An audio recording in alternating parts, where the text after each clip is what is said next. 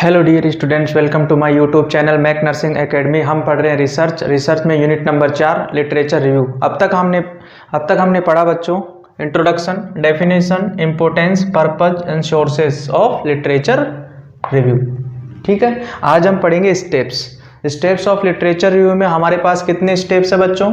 हमारे पास 5 स्टेप्स है। Number 1 annotated bibliography, thematic organisation, उसके बाद में मोर रीडिंग। तो नंबर डाल देता हूं, number 1 annotated bibliography, number 2 thematic organisation, number 3 more reading, number 4 individual section, right individual section, और नंबर 5 इंटीग्रेट सेक्शन। ठीक है बच्चों, तो सबसे पहले मैं आपको बता दूं, आप वीडियो को पॉज करके नोट्स उतारिए। ठीक है, नोट्स कैसे उतारने हैं? ये जितने भी 5 स्टेप्स है लिटरेचर रिव्यू की, उनको आपको डाउनवर्ड एरो में उतारना है। जैसे हमने लिखा एनोटेड बिब्लियोग्राफी, उसके बाद डाउनवर्ड एरो, उसके बाद थीमेटिक ऑर्गेनाइजेशन, डाउनवर्ड एरो, उसके बाद मोर रीडिंग। तो इस प्रकार आपको ये नोट्स उतारने हैं। फिर डाउनवर्ड एरो उतारने के बाद 5 स्टेप्स को नंबर 1 डालना एनोटेड बिब्लियोग्राफी। ठीक है, उसके बाद इसका एक्सप्लेनेशन नोट करना। ठीक है बच्चों, तो स्टेप्स ऑफ लिटरेचर रिव्यू के अंदर 5 स्टेप्स आ गई, एनोटेड बिब्लियोग्राफी, थीमेटिक, मोर रीडिंग, राइट इंडिविजुअल सेक्शन और इंटीग्रेट सेक्शन।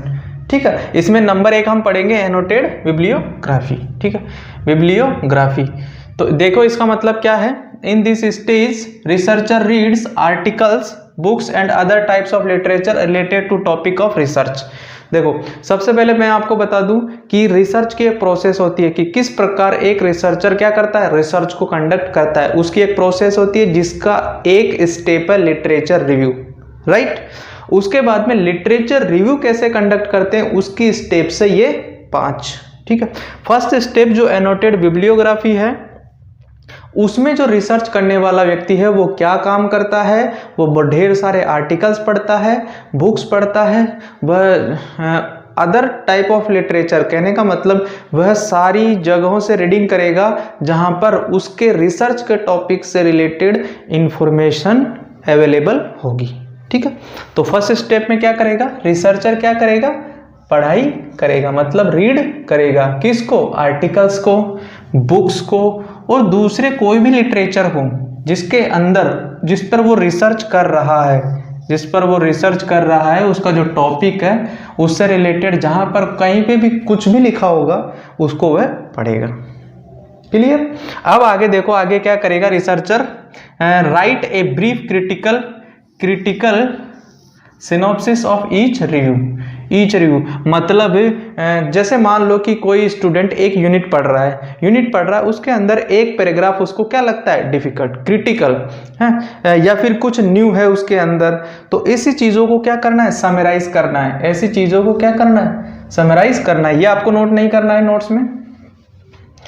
क्रिटिकल सिनॉप्सिस का मतलब क्या है कि ऐसी कोई भी कठिन या विशेष चीज हो, अलग हो, तो उसको क्या करना है रिसर्चर को, उसको समराइज करना है। ठीक है, आगे देखो, आफ्टर गोइंग थ्रू, आगे बढ़ते हुए, the reading list researcher will have a annotation.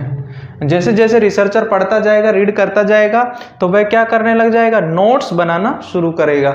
जो भी चीजें उसके काम की रहेगी रीडिंग के दौरान, तो उसका क्या करेगा, वो एनोटेशन करेगा। एनोटेशन मतलब नोट करेगा उनको। इस सोर्सेज ऑफ रिलेटेड लिटरेचर, देखो प्रत्येक सोर्स, जैसे मान लो एक बुक, एक मैगजीन और एक अदर कोई पर्सनल डायरी है। ठीक है, तीनों में उसके टॉपिक से रिलेटेड इंफॉर्मेशन है और अदर इंफॉर्मेशन भी है। ठीक है, तो तीनों में से जो उसके काम की लाइनें हैं, उसके नोट्स वह क्या कर लेगा, नोट कर लेगा। ठीक है, यानी कि उन लाइनों को नोट कर लेगा, एनोट कर लेगा। आगे देखो, आफ्टर एनोटेशन, नोट करने के बाद में, एनोटेशन को इंक्लूड करने के बाद में, more references of other work. More reference मतलब और दूसरी प्रकार की कोई रेफरेंस है, ठीक है, उस काम से related, since previous reading will be available to compare. अब देखो 2 चीजें हो गई है यहाँ पे, 2 चीजें कैसे हो गई है। नंबर 1 तो ये हो गया है कि उसने क्या कर लिया है, क्या रीड कर लिया है, बुक्स। ठीक है, जिससे उसने क्या ले लिए हैं, नोट। नोट ले लिया है, ठीक है। अब दूसरा क्या है, दूसरा क्या है, नॉलेज या बोलूं इंफॉर्मेशन। इंफॉर्मेशन, जो इंफॉर्मेशन पहले से क्या है, रिसर्चर के पास है, तो रिसर्चर क्या करेगा, या फिर दूसरे कोई रेफरेंसेस, अदर कोई रेफरेंसेस जो टॉपिक से रिलेटेड हो, उनको क्या करेगा रिसर्चर, कंपेयर करेगा। क्या करेगा, कंपेयर, ठीक है। तो ये पहला काम किस में हो रहा है, एनोटेड बिब्लियोग्राफी स्टेज के अंदर हो रहा है। हम क्या पढ़ रहे हैं, स्टेप्स ऑफ लिटरेचर रिव्यू, कि एक रिसर्चर किस प्रकार से अपने लिटरेचर रिव्यू को कंडक्ट करेगा, ठीक है। गोल की अगर हम बात करें, देखो बच्चों, तो गोल में get accurate critical summarisation of the individual work. Individual work, जिस व्यक्ति ने, जैसे कि मान लो मैं हूं, मैंने क्या की, रिसर्च की, ठीक है। रिसर्च करने के बाद जितनी भी इंफॉर्मेशन है वो जहां पर भी है, उसमें से यदि कोई दूसरा व्यक्ति रिसर्च करता है, यानी कि इसी टॉपिक पे कोई दूसरा व्यक्ति रिसर्च करता है और मेरे इसको लिटरेचर रिव्यू करके देखता है, इसका रिव्यू करके देखता है, तो वो जो व्यक्ति है मेरी रिसर्च का रिव्यू करने के बाद जब उसका वह खुद के पर्सनल यूज के लिए समराइजेशन करता है, तो वो पहली लिस्ट में आएगा एनोटेड बिब्लियोग्राफी के अंदर, यानी पहली स्टेप के अंदर वो आता है। इधर देखो, get accurate critical summarisation of individual work, ठीक है। ये बुक है, ठीक है। बुक के अंदर क्या है, इंफॉर्मेशन। इंफॉर्मेशन रीड करने के बाद इसका क्या करना, समराइजेशन। क्या करना, समराइजेशन, क्योंकि इस बुक के अंदर ढेर सारी इंफॉर्मेशन है, लेकिन वो सारी इंफॉर्मेशन रिसर्चर कभी भी उठाएगा नहीं, ठीक है। तो पहला काम किस में हो गया, एनोटेड बिब्लियोग्राफी स्टेप के अंदर हो गया, ठीक है बच्चों। तो अब आप नोट्स उतारिए, फिर आगे देखते हैं।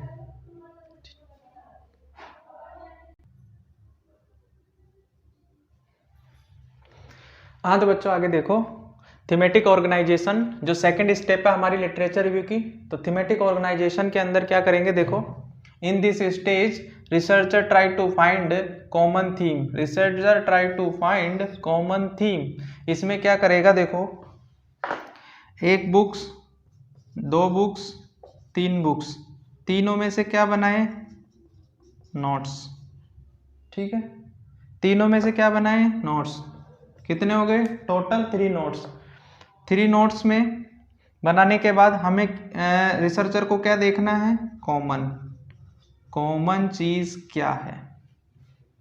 समझ में आ रही है बच्चों। इधर देखो दोबारा, यदि आप रिसर्चर हो, रिसर्च करने जा रहे हो, तो लिटरेचर रिव्यू करने के दौरान फर्स्ट स्टेप में हमने क्या किया था, फर्स्ट स्टेप में हमने किया था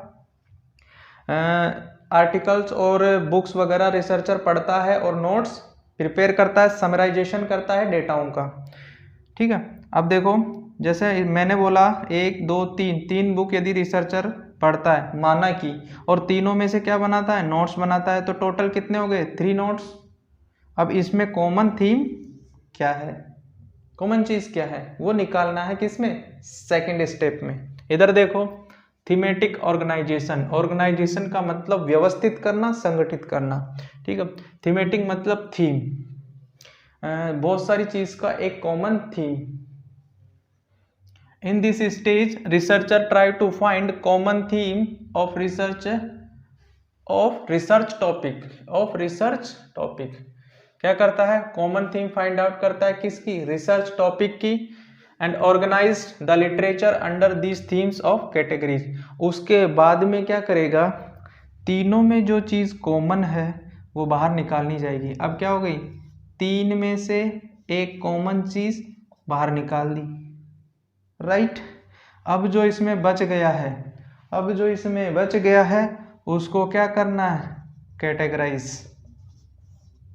क्या करना है, कैटेगराइज, ठीक है। तो इस थीम्स के अंडर जितनी भी चीजें आती है उसको क्या करना है, कैटेगराइज कर लेना है। कैटेगराइज करने के बाद क्या करना है, researcher try to organise literature को व्यवस्थित करना है थीम्स के अंडर, जो कॉमन चीज है इनके अंदर उसको ध्यान में रखते हुए कैटेगराइज करना है इन चीजों को, ठीक है। Which are related to each other, जो भी चीज़ें होगी वो एक दूसरे से संबंधित होगी। इनको किस में जमाना है, क्रोनोलॉजिकल मैनर में जमाना है। ठीक है, एक थीम हमने बाहर निकाल ली। ठीक है, अब इस थीम से रिलेटेड जितने भी डेटा हैं उनको क्या करना है, सिस्टमेटिक क्रम में व्यवस्थित या ऑर्गेनाइज कर लेना है। ठीक है, आगे गोल क्या है, गोल क्या है, गोल ये है सिस्टमेटिक अरेंजमेंट। जो नोट्स हमने लिए हैं उसमें कॉमन थीम निकालने के बाद में क्या करना है, systematic arrangement and theme discussion, कि हाँ ये जो नोट्स है इसमें मुख्य बात ये है, इसका डिस्कशन करना और उसका सिस्टमेटिक अरेंजमेंट किस में करेंगे, सेकेंड स्टेप के अंदर। ठीक है, आप नोट्स उतारिए।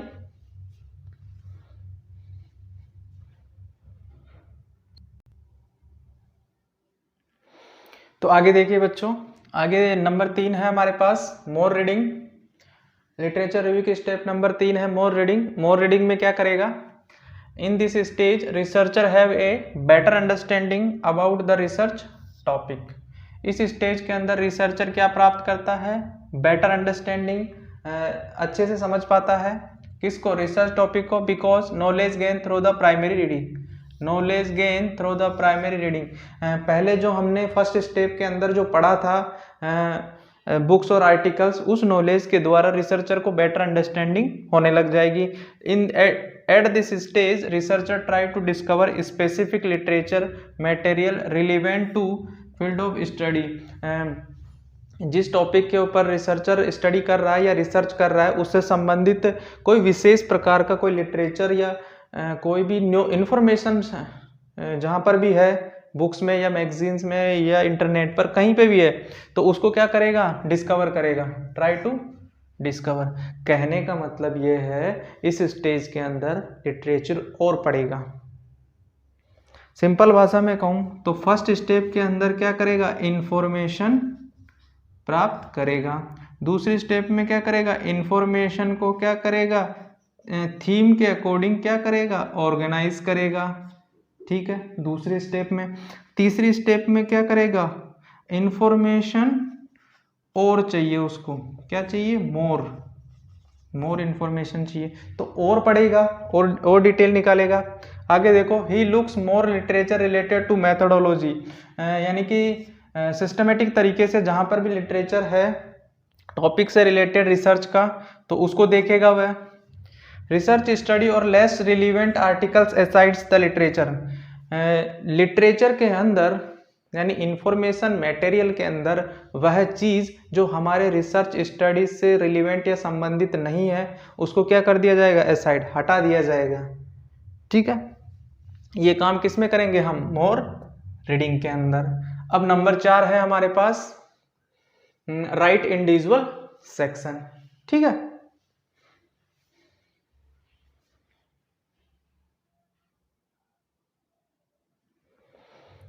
हाँ तो बच्चों आगे देखो, नंबर 4 है हमारे पास राइट इंडिविजुअल सेक्शन। अब रिसर्चर क्या करेगा, लिखना शुरू करेगा। क्या लिखना शुरू करेगा, देखो इंडिविजुअल सेक्शन मतलब खुद के तरफ से अब लिखना शुरू करेगा। Eight this stage researcher start writing the literature under each thematic section by using previous collected annotation.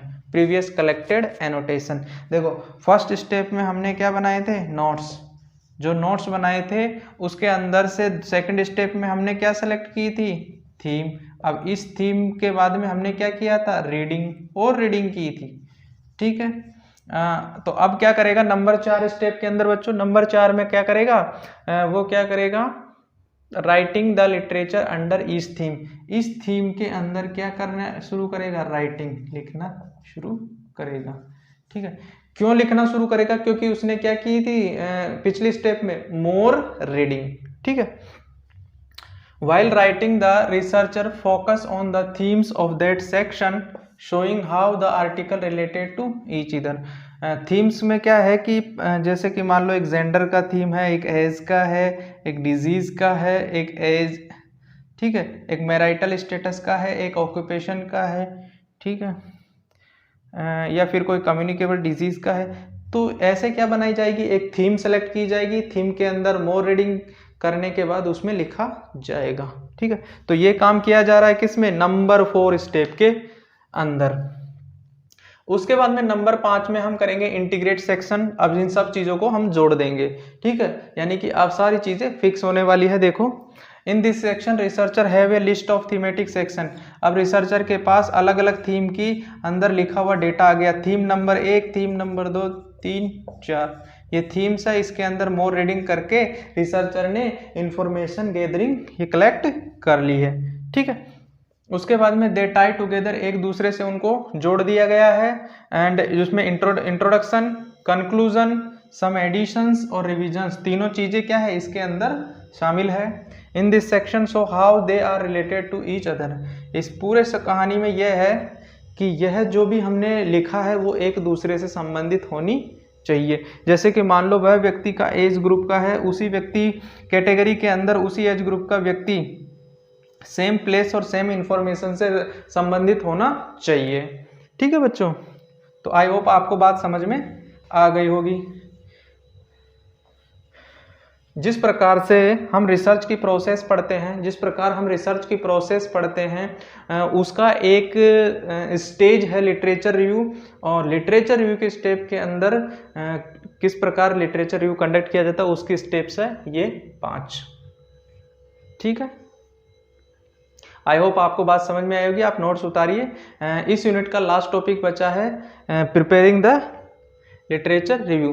Literature review को प्रिपेयर करने के लिए कौन से स्टेप फॉलो की जाती है, मैं यहाँ सिर्फ आपको स्टेप्स बताऊंगा।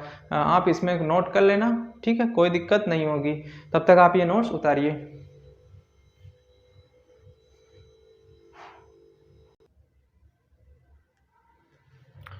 तो आगे इस यूनिट का हमारे पास लास्ट टॉपिक है बच्चों प्रिपेयरिंग रिटन लिटरेचर। एक लिटरेचर को प्रिपेयर किस प्रकार किया जाता है। ठीक है, सबसे पहले ए सेक्शन के अंदर इंट्रोडक्शन राइटिंग होता है। इंट्रोडक्शन राइटिंग के अंदर जो लिखा जाएगा या लिखा होता है उसमें टॉपिक्स, थ्योरी, मेथड्स और क्राइटेरिया, कितनी चीजें हो गई, टॉपिक, थ्योरी, मेथड्स और क्राइटेरिया, ये चारों चीजें मेंशन होती है इसके अंदर। ठीक है, बी सेक्शन के अंदर राइटिंग द बॉडी, उसके अंदर टाइप्स, रिसर्च किस प्रकार की टाइप है। रिसर्च के हमारी 2 टाइप है, मैंने पहले बताया, क्वालिटेटिव और क्वांटिटेटिव।